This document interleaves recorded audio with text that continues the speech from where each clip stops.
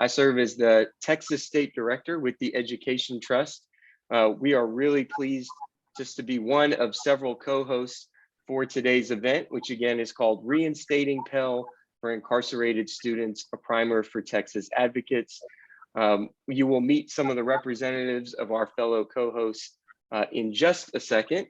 But first, it's my honor to invite Angel Carroll to join. She is going to be our moderator for today. She has spent the last 5 years using her lived experience as a survivor of the Texas foster care and juvenile justice systems to improve outcomes for system-involved individuals.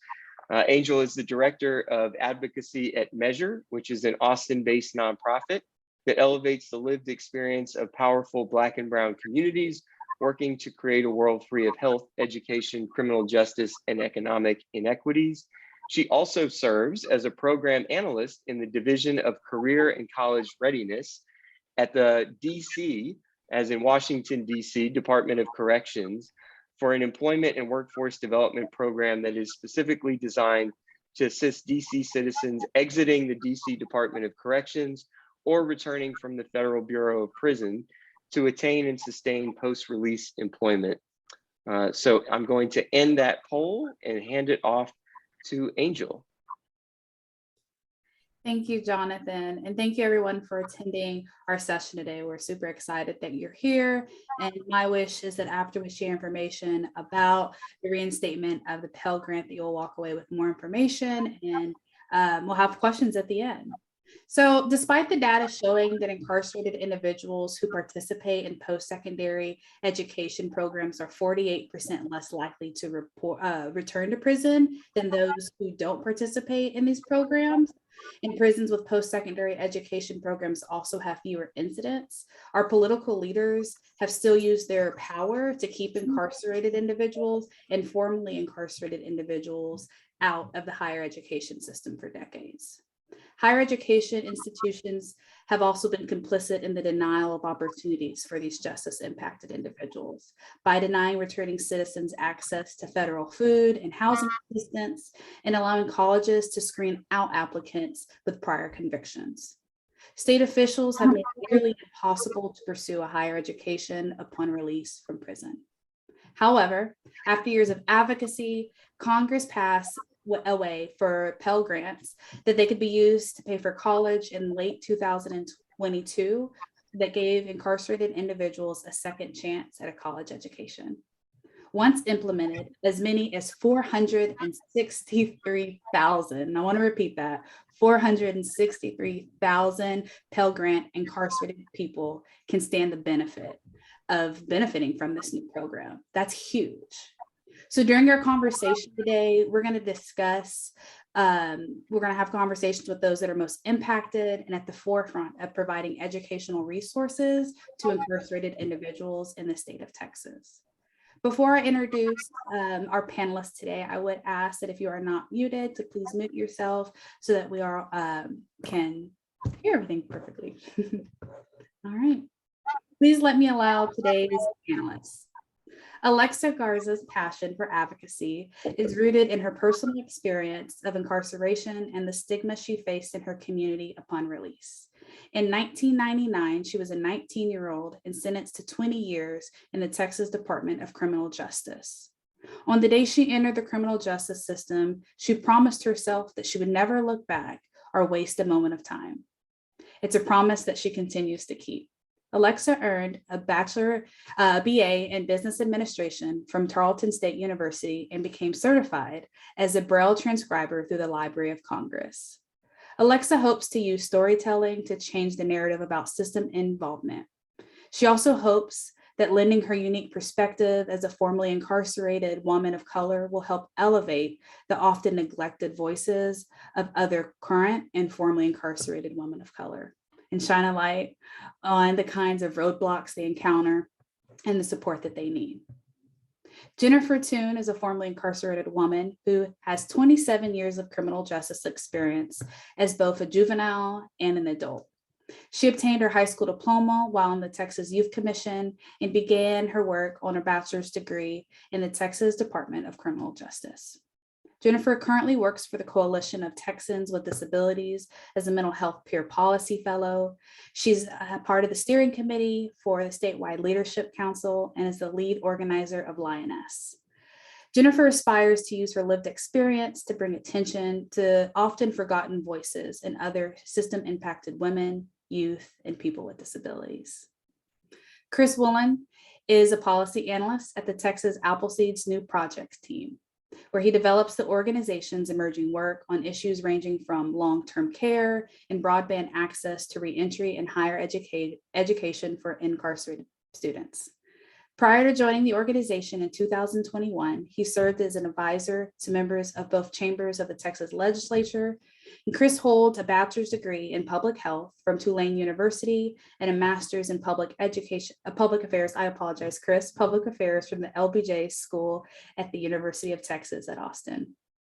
Ms. Donna Azunga serves as the Associate Vice President of the Lee College Huntsville Center in Huntsville, Texas. Working for Lee College, she has a combined 36 years of experience as a counselor, and her current role provides academic, technical, and fiscal leadership for the center. Prior to joining the Lee College program, she worked for 5 years with the Wyndham School System as an educational diagnostician. In the Huntsville community, Donna has led key leadership positions at a number of civic organizations, including the United Way as the vice president of the board, the Rotary International as president, and served on the Chamber of Commerce board. She was also elected to participate on the Chamber of Commerce board, the Commerce Board and the National Institute for Leadership Development's Leaders Program, a national leadership training program for female administrators of community colleges across the United States and Canada. She also holds a master's degree in counseling and certification in education administration from Sam Houston State University. Ms. Jolene Sanders is the Advocacy Director of the Coalition of Texans with Disabilities. She is called upon for research, policy analysis, and recommendations to the Texas legislature and state agencies on issues surrounding disabilities, particularly those affecting children and youth, including early childhood intervention, inclusive childcare, access to care, special education, child protection, school discipline, the school to prison pipeline, emerging English learners, and higher education. Delon has been working with children and families for more than 25 years in various capacities, providing direct services, conducting research, program evaluations, and advocating on the state, local, and federal levels for policies to protect and advance the rights of children and youth with disabilities. She additionally serves on the Texas Higher Education Coordinating Board's Advisory Council on Post-Secondary Education for persons with intellectual and developmental disabilities. We have an awesome group today. Thank you all for joining us. And without further ado, I'd like to say that, it's hard to overstate the significance of the federal government's decision to lift the Pell ban after more than 25 years. And to be said after persistent and tireless advocacy from advocates like those attending today's event. I'd like to start by asking each of you briefly to share why the Pell reinstatement matters to you and why it should matter to your fellow Texans. I'll start if that's okay. Can you hear me? Yeah. Thank you so much, Angel. Thank you for all of y'all to attend this. It was a long way coming. But my name is Alexa. I'm a Justice Fellow with the Education Trust, and I did receive my higher education while incarcerated. So I can tell you firsthand that education for me saved my life. I entered the system at 19, and I felt I was surrounded by walls. I felt like I was entombed. And the more I read, the more I learned, it gave me the freedom. And that was how I was gonna break down these walls around me. And when Pell wasn't available to those, and the financial people don't want to pay for college, it's very expensive. They can't. It's not something that, so when Pell was being introduced, I was so eager and excited and happy that they were finally getting the opportunity. But then I was curious and kind of apprehensive about what kind of quality of programming they were going to get. So that's like a whole nother conversation. But it is important because education for me is power. And I need all the help I can get as an ex-felon coming out with my felony conviction, and all the people that are still there. Education cannot change the community in prison, but also like our families. So education is the key to all that. Well, Alexa, I'm going to have to agree with you. As a formerly incarcerated student, that was our freedom. While we were in those cages and behind those walls, education allowed us to transcend them and become something greater and hope for something greater. So, you know, why should it matter to the average Texan? Well, you know, Angel said it earlier, 48%. It lowers recidivism rates. But I'm going to appeal to something deeper in which that is our humanity, and to know that the people on the inside desperately want to be good citizens. They want to be better people, and education and access to education gave us a hope for that. And I am here today because I had education opportunities, though they were limited. Again, another part of the discussion. But I'm so grateful for it, and I can't wait for our friends on the inside to be able to embrace this. I would like to jump in with Alexa and Jennifer, and just to say, as an administrator over a college program, they are perfect examples of why this is important. You know, with the reinstatement of the Pell for All, it's huge. It's going to make a huge difference, not only to those incarcerated, but to our communities, to our state, to our nation. If you think about it, looking at Pell for All, they'll no longer be restricted from education because of their conviction or because of length of time they have to serve. And receiving a college certificate in an industrial area or a degree, that opens doors for opportunity. That's what we tell our children when we're trying to convince them to continue on with their education. So why should we limit the people that have been incarcerated for all types of reasons? But these are the things that make integration back into our communities and society successful. And we should want our students and our incarcerated individuals to be successful for what they've already said: the reduction of recidivism, lowering the cost, you know, to state governments, and just all around people can be successful and live in the same space. So my hat's off to Jennifer and Alexis for pushing forward and continuing to push forward for others to have the same types of opportunities they had. This is Jolene. I'll just kind of add to that. First of all, yes, Alexa and Jennifer, just excellent examples. And CTD has really been blessed with having Jennifer as a peer policy fellow, and she has brought so much experience and knowledge and activism to the work that we do, and it's helped us really grow. Education is a fundamental right. We know that, you know, speaking from the disability lens, which we, you know, the Coalition of Texans with Disabilities largely focuses on in various spaces, you know, people with disabilities have had barriers for, you know, decades, centuries. The ability to accept that people with disabilities want to learn, can be productive members of society. The same goes for those who are incarcerated. Speaking to, you know, what Jen was saying, and, you know, it's all about opportunity. And what are we building? What are we setting ourselves up for? We want to set everyone up for success. And, you know, and just, you know, with the hurdles financially, just for anybody across the board, that's hard enough. You know, it's hard enough to navigate and, or to, you know, find yourself, even if you can navigate that and get an education, to have mountains and mountains of debt.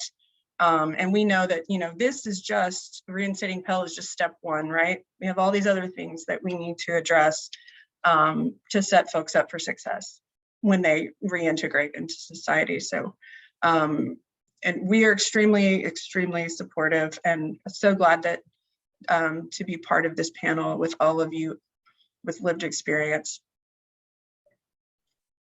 I feel like I'm following the all-star team here. but I'm so grateful to be with some seriously impressive folks on this panel. And Pell Reinstatement matters to me because I think it's it's an acknowledgement that the way we have thought and acted about criminal justice over the last few decades is just profoundly flawed. This is an acknowledgement of that longer sentences in bleaker prisons don't make a safer society, and that we have to repudiate that by building collectively, a society in which we believe that second chances are possible and that people can move and grow beyond their pasts, and that we as a society can provide the tools to that. And as for why Texans should care about this, there are 122,000 people in TDCJ facilities right now. These are folks who are parents and siblings, they're partners, they're friends. Most of them are going to get out eventually. And within 3 years, 1 in 5 of them will be locked up again. And most of that's our fault. That's our fault for not helping them re-enter society, for not helping them get a job with a living wage, or housing or healthcare or any number of other things. So Pell Reinstatement should matter to you because it works. We know it works. It equips students with tools to find gainful employment. And as you can see with some of the folks on this panel, it binds them together and to institutions that care about them. And there are folks here who have that lived experience. There is data and academic research that'll tell you the same thing. It works. It's a path to something better, and we should all care a whole lot about it. Thank you all so much. Alexa and Jennifer, you both have firsthand experience pursuing educational opportunities while incarcerated in Texas, especially for those with little to no context on this subject here today. Can you briefly describe what the process was like for you and some of the barriers that you experienced trying to navigate to access and to pay for college? I'll start. Okay, so I'm going to be very transparent. I confronted significant challenges in pursuing higher education while incarcerated. Women's programming in general is considered it's not equal or equitable to compare to the men. Women are a correctional afterthought, in my opinion. We were never supposed to be there in the first place, so it's all geared toward the men.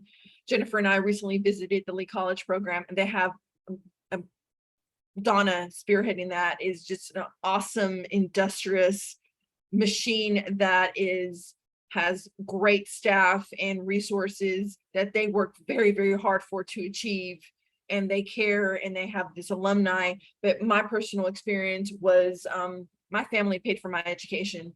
There was no reimbursement.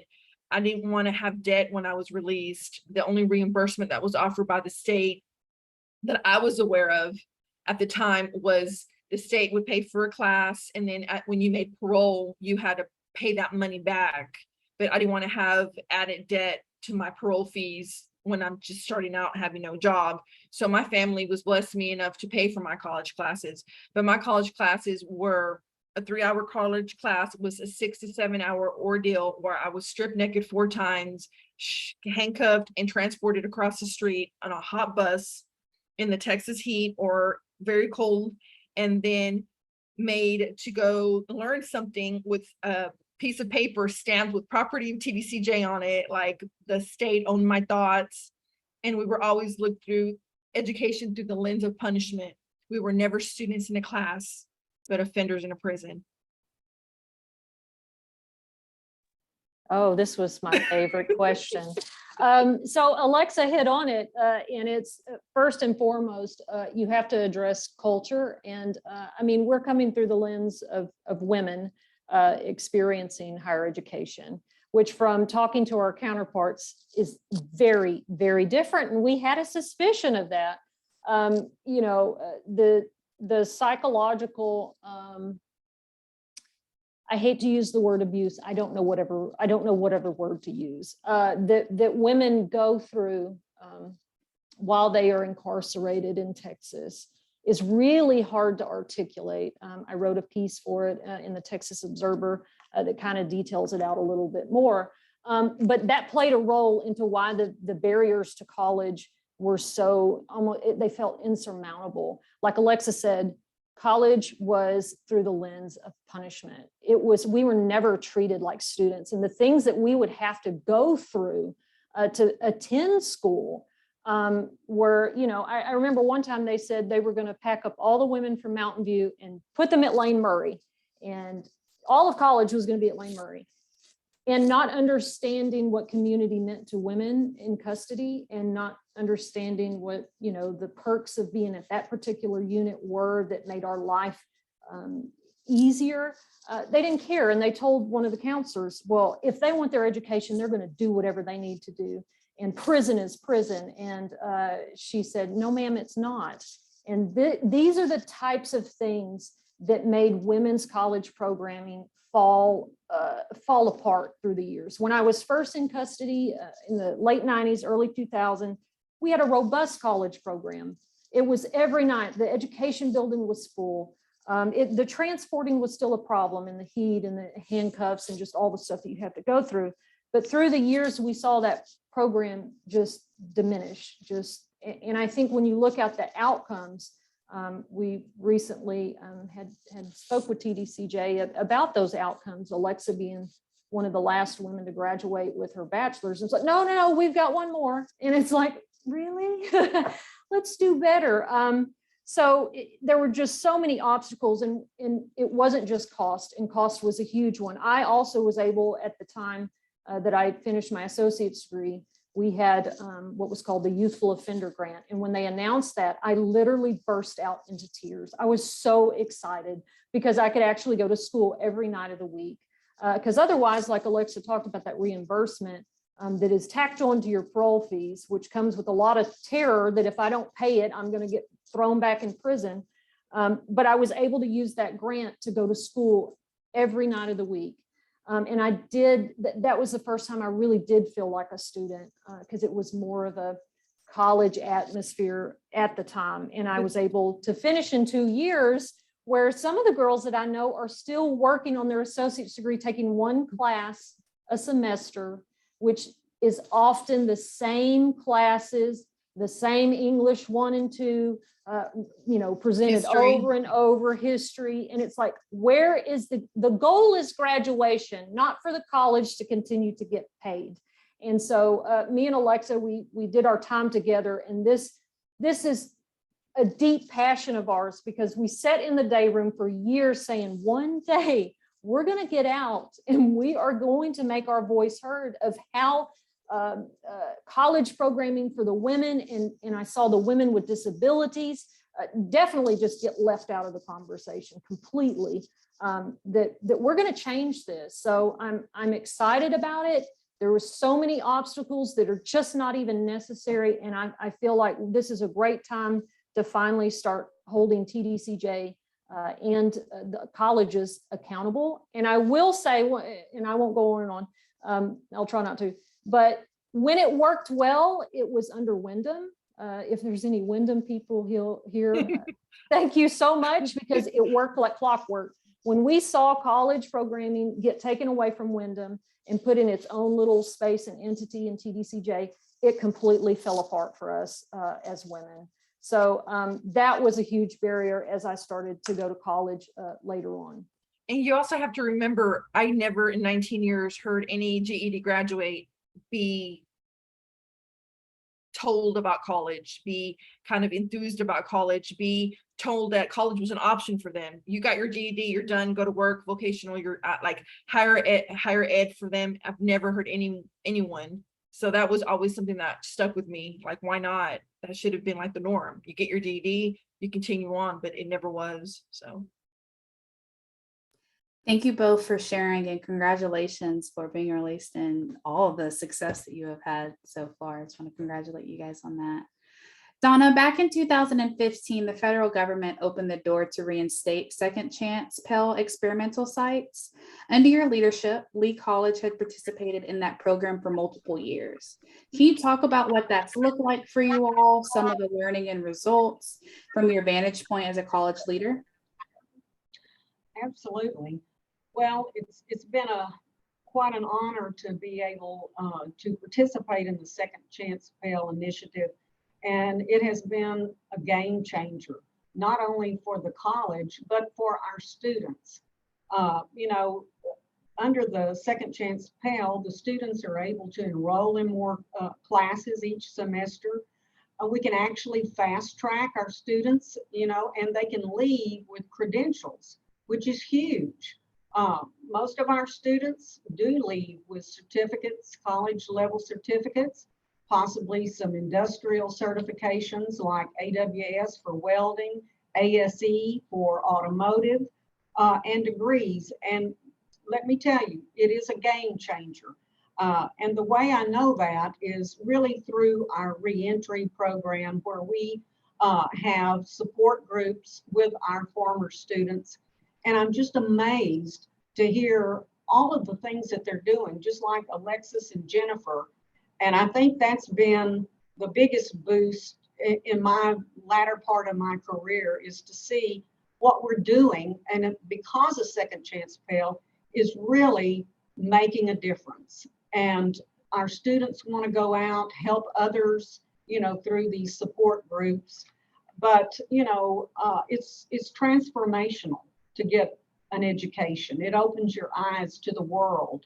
Our students, I've seen the quality of our students improve, and really the quality of our faculty, because one of the things that's most important to me in working with the faculty is this isn't just a job.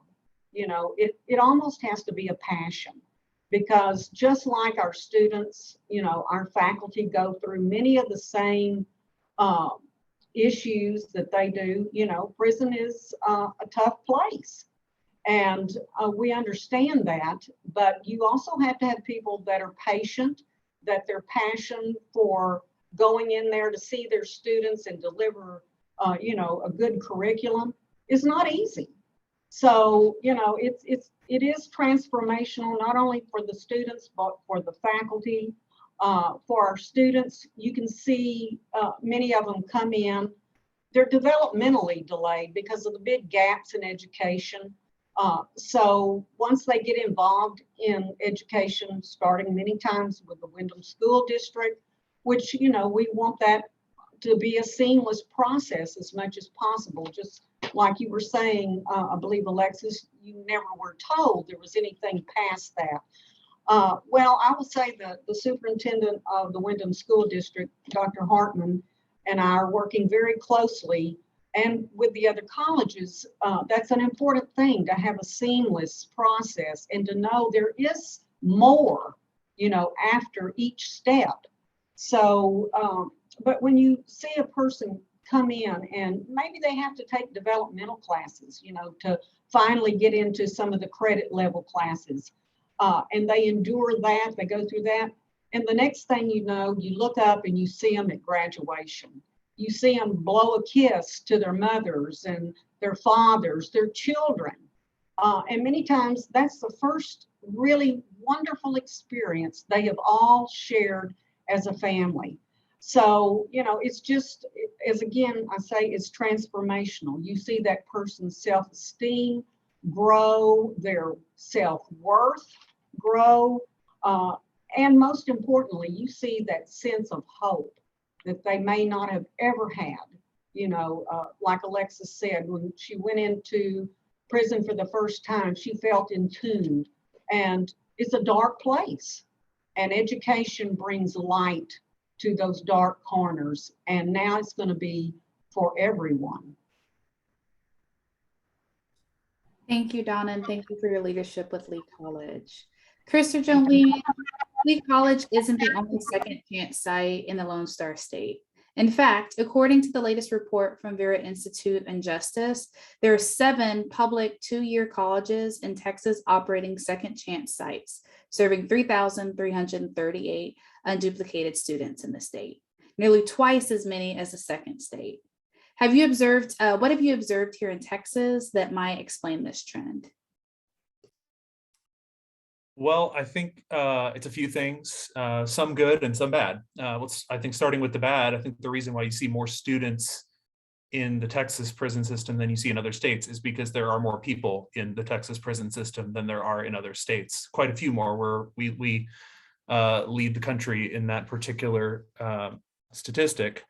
There's a lot of good too, though, and I think we should start with the person who just spoke before me, which is Donna, leading Lee College. I mean, they're a huge chunk of that 3,300 students. I think y'all have what, 1,100, 1,200 students, something like that at any given time.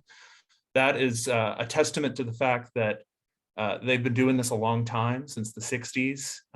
They have gotten really good at it, and they're very committed to scaling and offering as many programs as they can. And you know, I think we need to see more of that, clearly. I think another thing that works in our favor is we have a very decentralized system of higher education in the state of Texas. We have, I don't know, I think it's like 54 community colleges in Texas, which means that they all have different strengths that they can offer in terms of programming, in terms of faculty and whatnot. So as opposed to a state like California, where there's one community college system, that gives us a lot of opportunities. And I think it has also shown you the folks that, like Donna in the state, who are willing to step up and be active in our state prisons. So I think that's positive. And like you said, I think, you know, we have to acknowledge too that it's not perfect, but that TDCJ and the Windham School District in particular have been willing partners to the Second Chance Pell program. You know, it's not perfect, and the outcomes have been, I think, far from equitable, but I don't think we would be at this strong starting point had they just closed the door on it completely 5 or 6 years ago. So we have a lot to be thankful for going forward. And I think our strengths are going to continue to be our strengths, with having different community colleges in different parts of the state with a lot to offer, and a set of state agencies that I think are fairly committed to this and to second chances generally. So I hope to see more of that as 2023 comes in and the Pell Grants start to flow.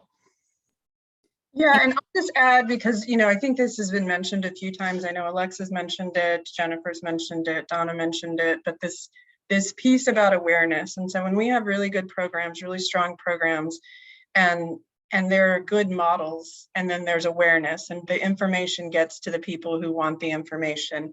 And I think it was either Jen or Alexa, maybe it was Jen, that said, you know, it's like, okay, well, you got your high school diploma.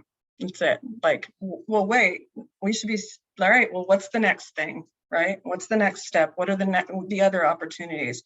I think also another strength is we have some, you know, some lawmakers, some people who really, really support this issue. They're passionate about it. They want to bring, you know, education, even educational opportunities for students with disabilities, whether that's under the Individuals with Disabilities Education Act, if, you know, those kinds of accommodations, modifications, provisions there, or accommodations under 504 for education. So I think we also have a lot of allies, and we'll, you know, continue, I think, to build allies around this issue. Thank you both for sharing that insight. Alexa, you just completed a policy scan to assess how well Texas is currently providing currently and formerly incarcerated people access to higher education. What were the biggest takeaways in terms of what our state is doing well and what more can be done? The biggest takeaways when Patrick Rodriguez, another fellow, and I co-authored the scan is it was very difficult to get statistics, basic statistic enrollment statistics on students and, you know, inside the prisons, just basic. And we wanted to understand like the numbers. Everybody talks about the 43% recidivism rate. If you know, the 95% of those incarcerated will eventually go home. You know, we can talk numbers. Those are the numbers that you keep hearing, you keep reading. But I was curious as to Texas specific, local region specific, because the state is broken down into regions, and like the collegiate systems are within that region. And we wanted to do like a breakdown and analysis of those numbers and what collegiate systems were serving what student population inside. And it was very, very difficult to find. And that surprised me. And another things that surprised me were I was reading up on a lot of financial aid programs that were available like in policy I had taken higher ed for 15 years in TDC, and I never had heard any of them but two, the YOP that you have to qualify for between like X amount of years and X amount of age, your age bracket, and the reimbursement. And I was really surprised, like reading this, and I'm like, this looks great on paper, but that's not how it is. I mean, like in the real, that's not how in practice. And I understand, the state, a shortage of staff, and, policies written in on the unit level, a lot of other variables come in, but it shouldn't be the norm. It should be the exception. And so when I was researching the policy, and then I honestly think transparency and oversight need to be included in this. No one knows what the other one is doing. No one knows, we need to be really transparent, and just even statistical information, that shouldn't be a secret of who's taking the classes and the success rates and the percentages, even gender numbers. So that was a big takeaway for me in doing the policy scan. Jennifer, what would you add? So much. So, I want to say that Texas seems to be doing well for the men, and college programming for the men have been successful. It certainly can expand and do better, but I hate to sound jaded, but perhaps I am, is that we were told over and over that the things that we see at Lee College, wonderful, amazing, we were just stunned when we met Donna. We were told it wasn't possible. And that was from a lack of investment in the women in TDCJ. And that is the bare bones truth of it. So absolutely what can be done better is investing in the women in our prisons and jails, about everything, about every aspect of programming. But yeah, that's going to be my major point over and over. That absolutely has to be done better all the way around. Thank you for sharing. I believe that, once we improve programming for women, programming as a whole for all individuals, incarcerated and formerly incarcerated, will benefit. Donna, when you think about your work at Lee College and from your conversations with other leaders at the state and institution level, what's working and where do we need to see a focus of more attention? Well, what's working, especially with being in Second Chance Pell, is, students are having access to higher education. They're getting degrees and certificates and industrial certifications. It does reduce recidivism. It reduces the cost to the state and federal level. But I think where we have had major failure, and I'm speaking, from my standpoint, I was involved in higher education as a counselor for Lee College when the Pell Grants went away. And I will tell you, that was a very dark day because so many of the programs throughout the nation closed. And fortunately in Texas, our legislature does appropriate some monies, for post-secondary education. At one point back in the late 1990s, it was like $7.9 million. Today, it's $1.9 million that's spread amongst 12 to 13 colleges. So, very limited. And it's so sad when you see, well, this student gets to go, or this incarcerated individual gets to go, but this one doesn't, and the disparity there. But I started going to the legislative body each convening and basically lobbying, for more money for our students. And I think as educators, we get it. We understand education. That's our lifelong work. And our passion sometimes overrules our logic, in the sense that many of our government entities, they don't make decisions really on emotions or the fact you care about people. They want data.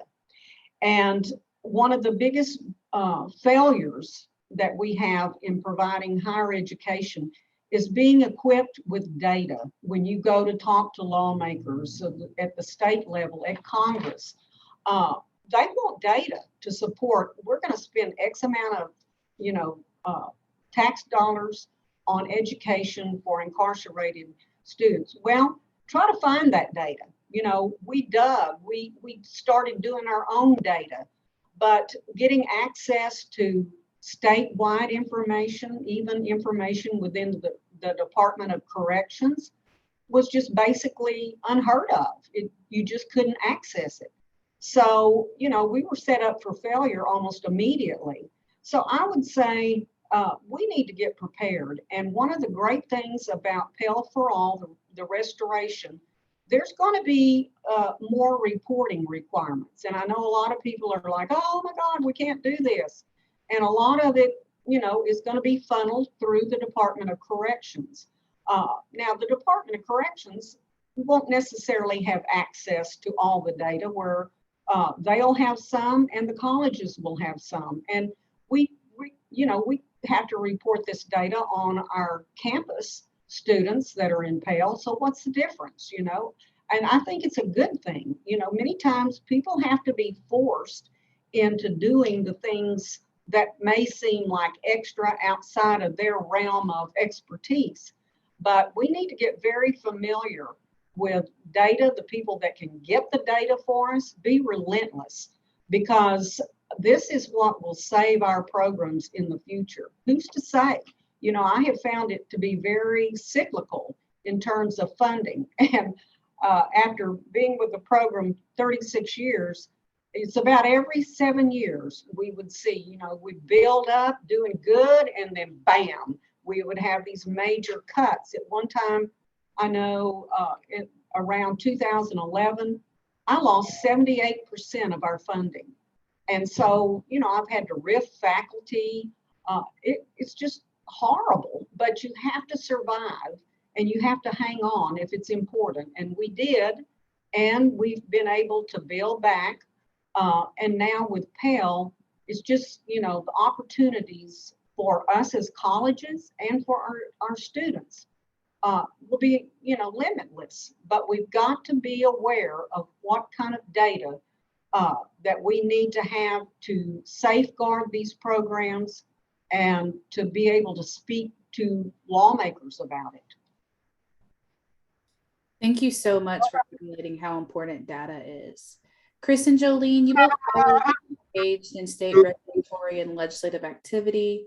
What kind of strengths and opportunities for growth when it comes to Texas and how it governs and oversees educational opportunities in state prison facilities?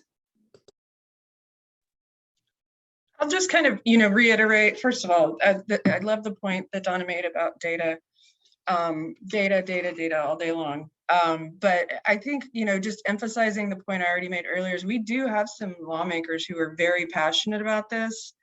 You know, Representative Talarico is one of them, and not just passionate about getting access to education, but getting access to additional supports if needed. Those guarantees under federal law for students with disabilities as well, and making sure that there are opportunities that are individualized to, you know, to each student. But I think we have, one of the strengths that we have is we do have, because there's that passion there, we have we have leadership that is going to hold accountable for outcomes and access, you know, who can kind of, you know, ask the questions in, you know, speaking to what Alexa was saying about transparency. We need transparency. We need accountability. I think that that's maybe, you know, one of the great strengths that we have is that we already have people who are caring about this. And then of course, just, you know, self-advocates like Alexa and Jennifer who have really strong voices, and like Donna, who has a very strong program and is continuing to promote that awareness to, you know, to others outside of, you know, in other circles, if you will. Yeah, I'll add on to that. I think we have a bunch of strengths. I think one of the real key strengths we have is our institutions. We've built up a lot of knowledge, both during this pilot process, but obviously, like I said, Lee's been doing this a long time. It means they've made a lot of mistakes. We can avoid a lot of pitfalls that other states may hit when they're kind of just starting this. And what that I think does is it lets our lawmakers, lets our state agencies and our legislators focus not on always just focusing on guardrails, but they can really focus on clearing some barriers to help students to help students access programs more quickly, and on release to help them get a license faster, for example, or get a job faster, and all these types of things. And I think the data piece, again, to echo it, is a huge part of that, right? Because, you know, part of this process has to be able to, we have to be able to demonstrate that the programs that we're standing up with these Pell dollars are of sufficient quality, that they're in the best interest of the student, because it's a big commitment to pursue a higher education, and it has to be able to be traced to a workforce outcome, really. I mean, to a job ultimately is a big part of this. So, you know, I think what we need to be directing our lawmakers to, and I think we'll get to this later too, but is really is quality, it's access, and it's equity. And I think you've heard from Alexa and Jennifer that equity piece has been sorely lacking. But also, I think, you know, like I said, that's part of this. Let's clear barriers instead of setting up, you know, kind of micromanaging everybody involved here. Let's let the legislators, you know, priority set a little bit and say, hey, no, like, it's not right that the men have had access to this many programs and the women have not. And, you know, let's fix that. Like, and I think that's a real opportunity for us, that another state that is really just starting to comprehend this in their own state may not have that opportunity for years until years from now. So I think that's a real strength for us. Yeah, and I'll just add one last thing. I think, you know, here in Texas and elsewhere, but, you know, if there's any kind of budget item and we're investing any kind of money in any kind of program for post-secondary opportunities or higher education for incarcerated students, we want to, I mean, they're gonna want to know the outcomes. They're going to want to know that it is a good investment. There is a return on investment, which we know that there is, right? But going back to those numbers that Donna was talking about, show me the numbers, show me the data. So I just wanted to add that in addition. Thank you so much. So this question is for Alexa and Jennifer. After reversing the 25-year ban in 2020, Congress opted to develop a new structure and rules to administer Pell Grants. With the federal rulemaking process still underway, what kind of protection should policymakers consider as they make sure students fully benefit from the access to quality educational opportunities? Well, first of all, colleges have to reflect the world around them and change the way that they deal with those with criminal records when they apply and are accepted into college campuses. Pell stipulates that it has to have credit-bearing transferable credits to at least one collegiate system in the state. However, those wraparound services, are they going to be equal to me as an incarcerated student? I applied to my alma mater where I received my bachelor's while incarcerated, while I was out here, and I was denied because of my criminal record. So there was like no pipeline for me to get in. And I was very discouraged, so much so that I haven't applied yet. And I mean, that was just a personal for me. But, you know, colleges, you have to help with the basic needs such as food and housing. Are you going to label me? I know that they have to, the wraparound services and reentry is a big part of that, because, you know, upon release, it's not just me getting into college, it's me trying to get my feet on the ground, navigating the world around me that I have been absent from 19 years is going to take a learning curve. And I need somebody, a counselor, that's going to, you know, work with me and help me navigate those things that are super important to continue my education and to continue wanting to learn. Because it's just easy to get a job. You know, I can get a job at McDonald's or Salvation Army, and nothing against those companies, but I wanted to work with Apple and Microsoft, and there shouldn't be a limit to that. Yeah, that's a great point, Alexa. It is those wraparound services. And, you know, I think Chris said it pretty concise, that policymakers keeping in mind quality, access, and equity.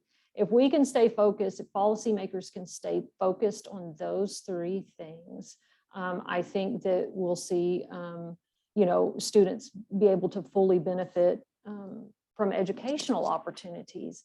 And that means looking at all those different nuanced populations within the system. And what we've learned as being women in the system is that one size fits all, and it's easier. This is what applies to everybody. So here you go.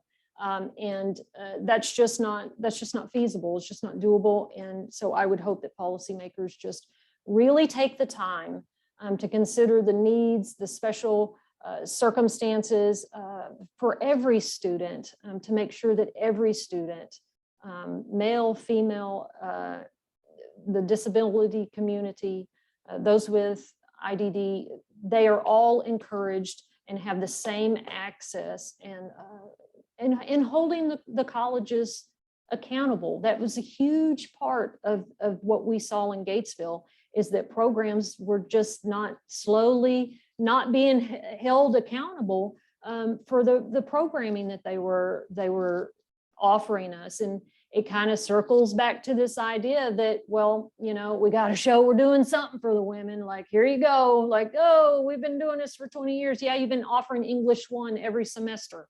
So just really holding people accountable for the outcomes. Thank you all for that. Donna, as a higher education leader, you're used to dealing with rules and operating within different bureaucracies. From your perspective, what should college leaders be thinking through or doing now to maximize the impact of Pell Grant reinstatement for students? Well, most definitely, they need to be determining the type of programming that they're going to want to offer. And, you know, there's going to be stakeholders involved in that. They need to bring in more voices other than just the administration and, oh, here's what we're going to offer. And that stakeholder would have to be potential students. It would be the Department of Corrections, along with the colleges. And then, you know, start working on what it's going to take to have these programs approved through the accrediting bodies, such as in Texas, the Southern Association of Accreditation for Colleges and Schools. Because it is definitely a process, and it's something that people need to be thinking about now, you know, should have already started knowing Pell's coming.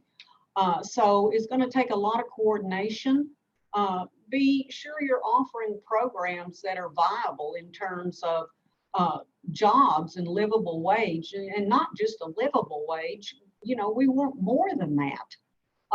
So to see them succeed in life and take leadership roles like Jennifer and Alexis are doing, and many of the students that we work with our alumni from Lee and other colleges.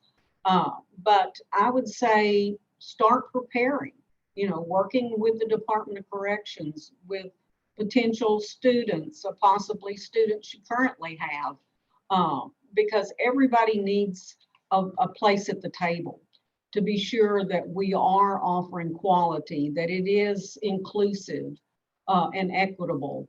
So I would just urge everyone that thinks they're going to want to get involved to really know how to work with the Department of Corrections. You know, that takes some doing. You know, you've got to understand what their concerns are and what their values are. But you've also got to be able to sell this idea in those environments, and then to work with your state accrediting bodies, because you aren't offering anything without that. You know, they have to be sanctioned by the accrediting bodies in order to have transferability and for your degrees to mean something. But again, and I think the colleges need those that aren't offering the wraparound services such as counseling, re-entry. They need to be thinking about that, because I think, like Jennifer said, these programs cannot be treated like a cash cow. You know, oh, we've got all these students crammed in a room with English 1301 again. No, you've got to have attractive programming that leads to good jobs, credentials, industrial credentials, not just with the college. I mean, it takes a lot of work to implement some of these programs, just like the ASE certification in automotive. It takes a lot of work to set those things up and to work with those testing entities, but that's where you really help your students elevate and above where they are and get out and get jobs that they want and jobs that will pay well. So it's going to take a lot of preparation, and shame on those that don't offer the counseling and the re-entry, what am I trying to say? The re-entry services, because those are they need those as much as they need the courses, to have a navigator to help them through this maze, because understanding the educational world sometimes, especially for students that don't know a lot about college, maybe they didn't come from a family that impressed upon them the importance of that. So it's a frightening world. So they need a navigator. They need someone that's going to take them from the beginning to the end, and get them on the pathway that they want to have to succeed in life. Thank you so much. And thank you for highlighting the importance of wraparound services and the importance of reentry. For those of us who attended schools for individuals, it was hard enough for me to navigate that. So I can understand and only imagine how confusing it may be for others. And it's so important to provide careers, not just jobs. For our last question, before we get to audience questions, for Chris and Jolene, the federal rules require some changes to state coordination and oversight. As an advocate, who or what should we be tracking to make sure that Texas is ready to get this right? A great question. I think, and especially the way you put it, coordination and oversight, that's really the two pieces of this whole thing. And the coordination piece that Donna was referring to is so key here. There's a lot of moving parts. There are probably 4 state agencies involved in this. You've got the Workforce Commission providing the jobs data. You've got the Higher Ed Coordinating Board approving programs. You got TDCJ running the prisons. You've got TDLR, they're in charge of the licenses. You got Windham School District, and then you got all these institutions, and all of these different agencies, one, have never worked together before, not really, not much, and two, are bureaucratic, right? They all have their own bureaucracies. They all have their own data systems. They don't necessarily talk to each other. So we do need to find ways to collectively solve problems, because problems are going to emerge, and having a place where that can be raised constructively and solved quickly, that's just going to benefit the student in the end, right? Being able to get those problems solved quickly. I was promised, Donna and I were very fortunate yesterday to go to Waco, and thank you to the folks at the Windham School District who put together what I thought was an extremely constructive day of conversations with institutions and the various state agencies that I just named to start that dialogue early. And I hope there are a whole lot more conversations like that, because we need them. Now, as to what we should be watching for, I think we'll know a lot really soon. So I think stay tuned. There was a negotiated rulemaking process at the federal level on the Pell Reinstatement rules. That negotiated portion was a advisory function. It was not the final rules. So we'll see the final rules published for public comment this summer. I don't know when exactly, probably June. And we will get a chance to comment on them, look at them, and understand what they're going to mean. So once they go in effect, which will be probably early next year, that's when we got to shift our attention to the legislature and to TDCJ in particular, those two agencies. TDCJ is going to have a big responsibility, which is they are the ones who have to sign off on which colleges get to have programs in which places, and they have to be in line with those Pell rules. But there's I expect there'll be quite a bit of leeway built into those rules in terms of how we define quality, how we define access, who can attend these programs. The Pell rules say it is regardless of sentence, it is regardless of the length of time you have left on your sentence that you get access. But is that how we're going to do it in practice? That's a big question I think we're going to have to ask. I think too, with the legislature, I said this earlier, you're so right. They care about data. They care about data when it's attached to money in particular.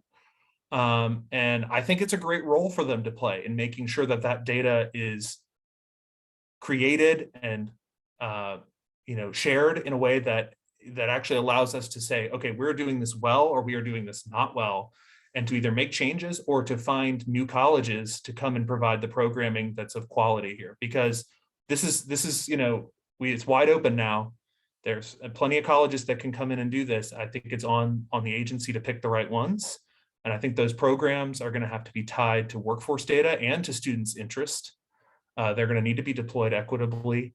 And like I said, on the back end, we all have a role to play in that, in terms of making sure that these programs are of sufficient quality, because otherwise we are wasting everybody's time and money, and we can do better than that. So it's going to be a very interesting year, is all I'll say. I think we all should stay in very close contact with one another in terms of working through this stuff.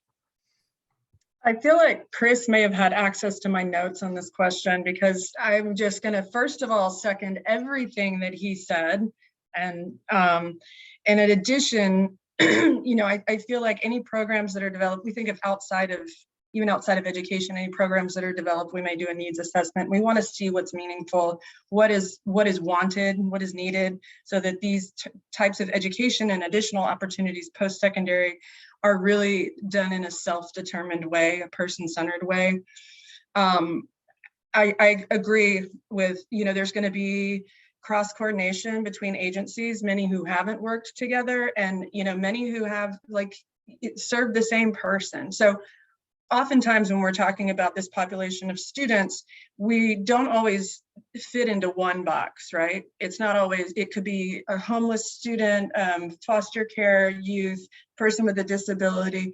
And then there can be multiple intersections of all of that: mental health, substance use disorder. So that's going to require a lot of coordination. And so who are the agencies involved and what are their roles? These are the things and the questions that, I feel are important for us to ask. And, in terms of the roles and the barriers that we've seen, we see a lot of these in the disability community and trying to access post-secondary opportunities where there may be these kind of arbitrary requirements to enroll based on a tested IQ or previous disciplinary history or criminal justice involvement. And all of this is, that it is just putting up more walls. It's kind of like, how am I supposed to get the thing that is going to support me when I get out? Jen and I had coffee yesterday and we talked about housing. We gotta have a place to live. We want to pursue all different opportunities, but we have to think about all these other things that all these different gears that interact to help folks be successful.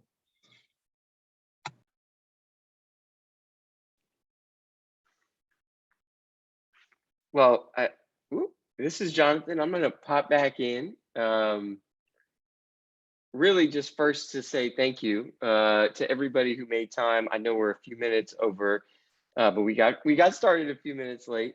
And definitely want to thank Angel for moderating today's conversation, to Alexa, to Jennifer, to Donna, to Chris, to Jolene. Thank you for sharing your brilliance and for just really having a wonderful conversation.